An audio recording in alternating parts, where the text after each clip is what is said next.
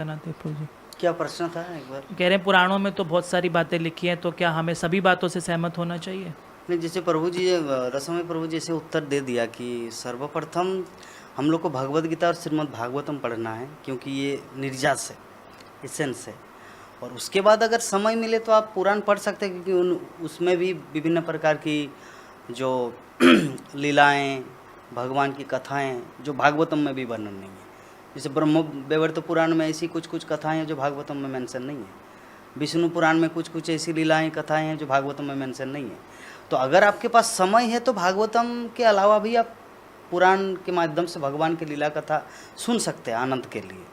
लेकिन इसका मतलब ये नहीं कि अरे भगवत गीता भागवतम आज का रूटीन मेरा हो गया, आधा घंटा भगवत गीता पढ़ लिया, 1 घंटा भागवतम पढ़ लिया, प्रभुपाद 2 घंटा बोले थे, चलिए मैं 1.5 घंटा पढ़ लिया, अभी मैं क्राइम पेट्रोल देखूंगा। अगर ऐसा वो यूट्यूब में जाके क्राइम पेट्रोल CID ऐसे सीरियल देखेंगे तो उससे बेहतर है पुराण पढ़िए, उससे बेटर है पुराण पढ़िए, क्योंकि उसमें से भगवान की, क्योंकि भागवतम क्या है कि विगत युग में जो भगवान की लीलाएं हो चुकी है उसका मेंशन है। और पुराणों में जैसे एक अवतार में राम भगवान सबरी के आश्रम में गए थे, किसी अवतार में नहीं भी गए थे।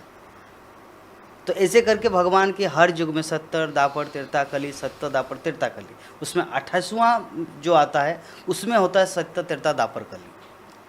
तो भागवतम में जो मेंशन है वो सत्य त्रेता दापर कली वाला मेंशन है। और पुराणों में क्या है ना, सत्य दापर त्रेता कली, सत्य दापर त्रेता कली। तो किसी न किसी में किसी पुराण में भगवान का वो लीला का वर्णन है जो भागवतम में मेंशन नहीं है। तो इसीलिए पुराण पढ़ना चाहिए, लेकिन अगर आपके पास समय नहीं है तो भगवत गीता और भागवत में सफिशिएंट। धन्यवाद।